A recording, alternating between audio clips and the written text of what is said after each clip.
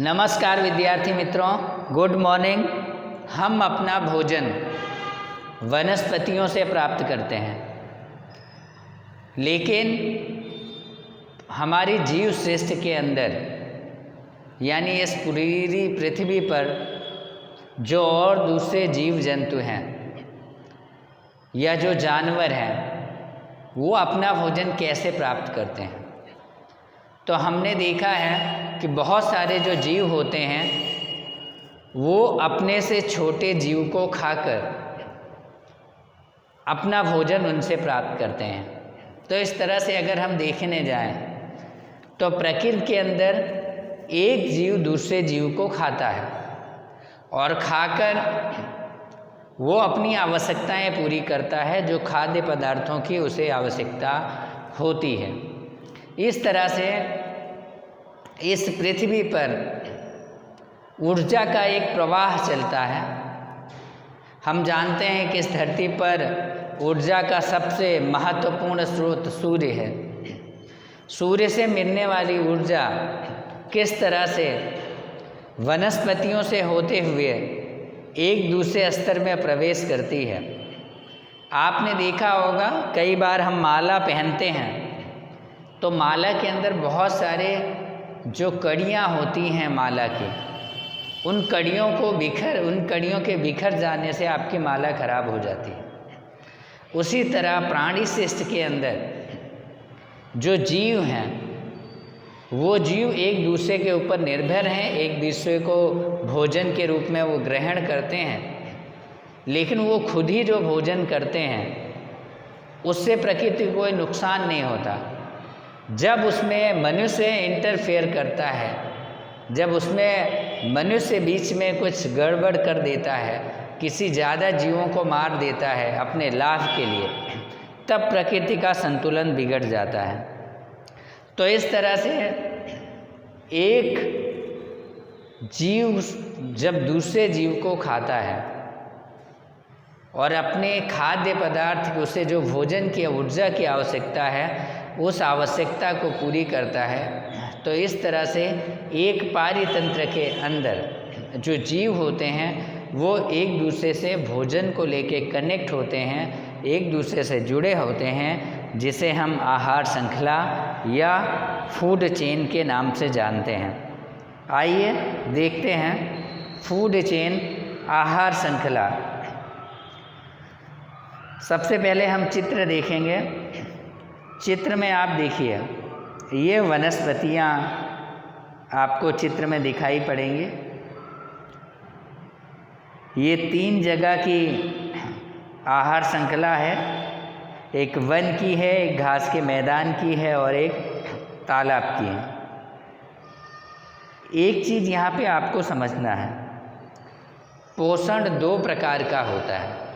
एक होता है स्वयं पोषी पोषण और एक होता है विषम पोषी पोषण। तो स्वयं पोषी पोषण क्या होते हैं? ऐसा पोषण जिसमें वनस्पतियाँ या जीव अपना भोजन स्वयं बनाते हों, उसे स्वयं पोषी पोषण कहते हैं। स्वयं पोषी पोषण की सबसे पहली आवश्यकता है कि उनमें क्लोरोफिल पाया जाता हो। जिनमें क्लोरोफिल पाया जाता है वही जीव या वनस्पतियाँ स्वयं पोषी पोषण दर्शाते हैं।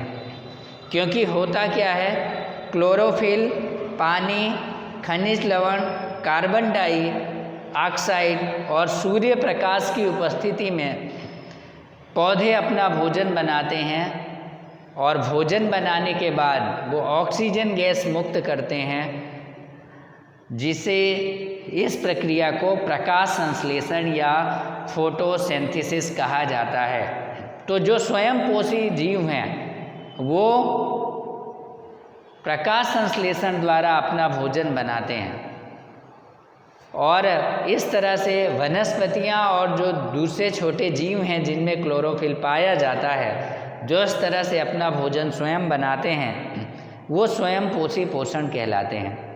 अब अगर हम देखें तो घास के मैदान की अगर बात करें तो घास के मैदान में पहले छोटे टिड्डे होते हैं, छोटी छोटी घासें होती हैं, घास के पौधे होते हैं, और उसके बाद में वहाँ पे छोटे टिड्डे होते हैं, मेढक होता है, सांप होते हैं और बड़े जीव भी होते हैं।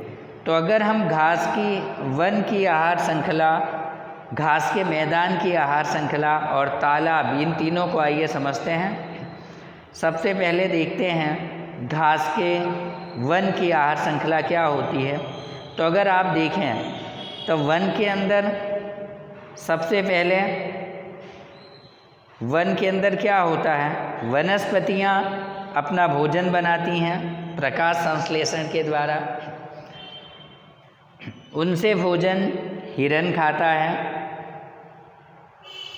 यानी जो अपना भोजन स्वयं बनाते हैं वो उत्पादक कहलाते हैं, और उत्पादक से पहले जो भोजन लेता है वो उपभोक्ता, प्रथम उपभोक्ता कहलाता है। तो यहाँ पे हिरन प्रथम उपभोक्ता है, और जो दूसरा चित्र आप बाघ का देख रहे हैं वो द्वितीय उपभोक्ता है।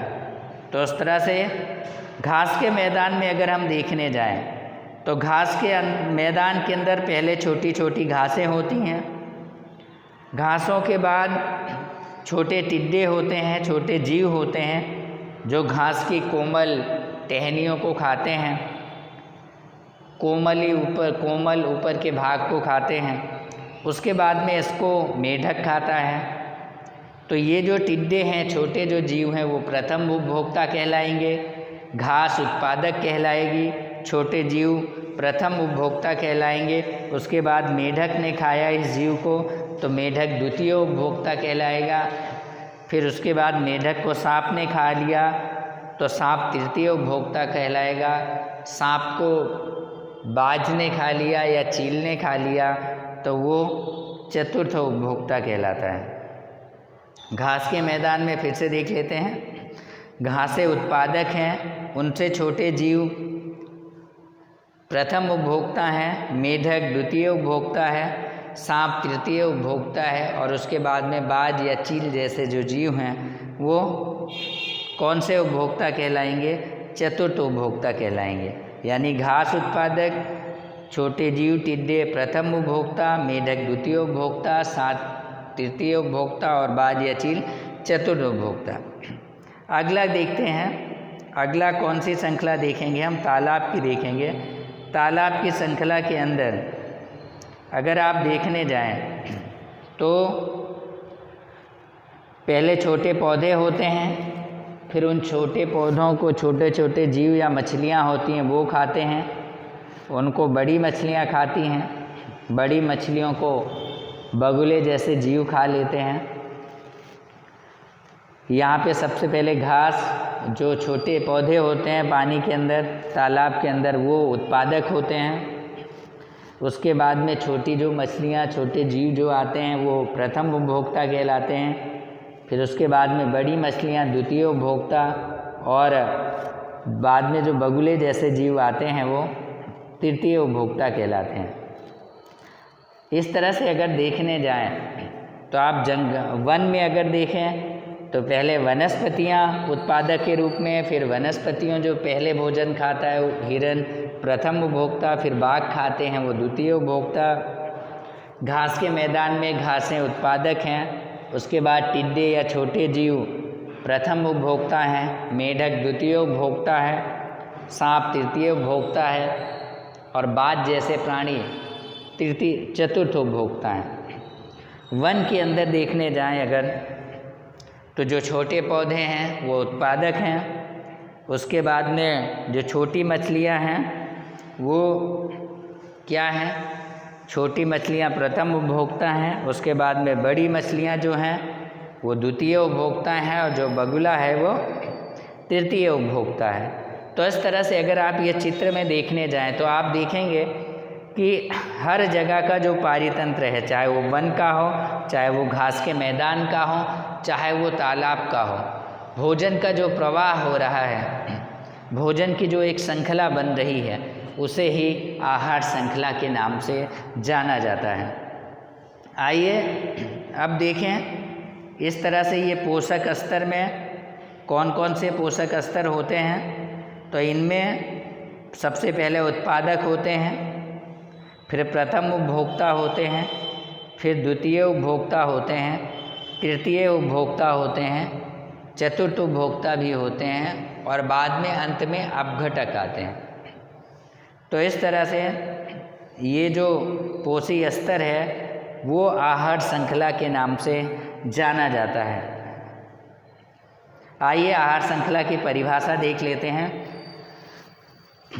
किसी पारितंत्र में उत्पादक से उच्च उपभोक्ता तक खाद्य पदार्थों या खाद्य ऊर्जा के स्थानांतरण के क्रमबद्ध प्रवाह के पथ को खाद्य श्रृंखला कहते हैं।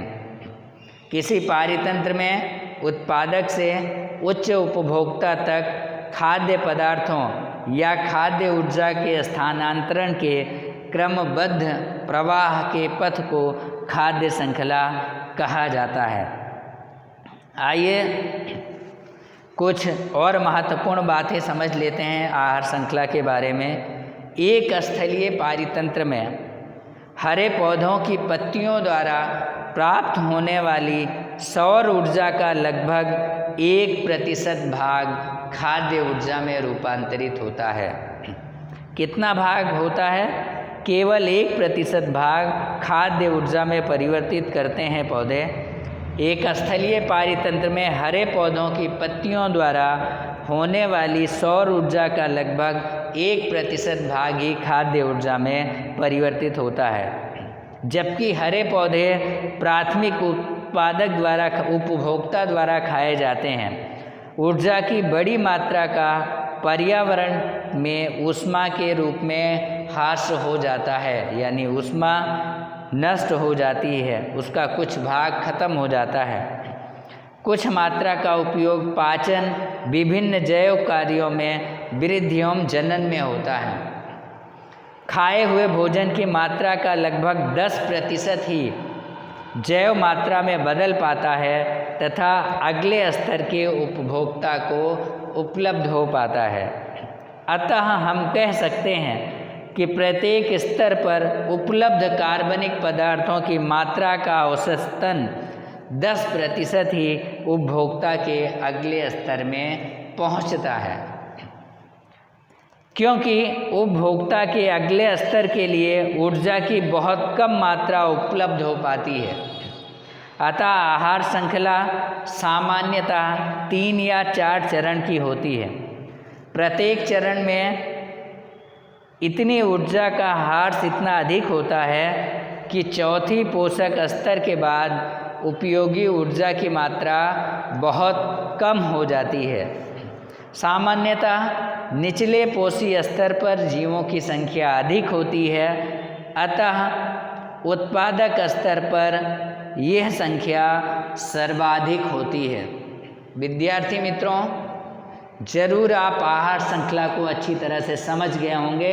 अगर नहीं समझे हैं या आपके मन में कोई डाउट है या कोई प्रश्न है तो ज़रूर कमेंट में लिखकर हमें बताएं। अगर हमारे चैनल को अभी तक आपने सब्सक्राइब नहीं किया है तो सब्सक्राइब करें अभी। फिर मिलेंगे अगले किसी नए टॉपिक के साथ। तब तक के लिए धन्यवाद। Thank you so much.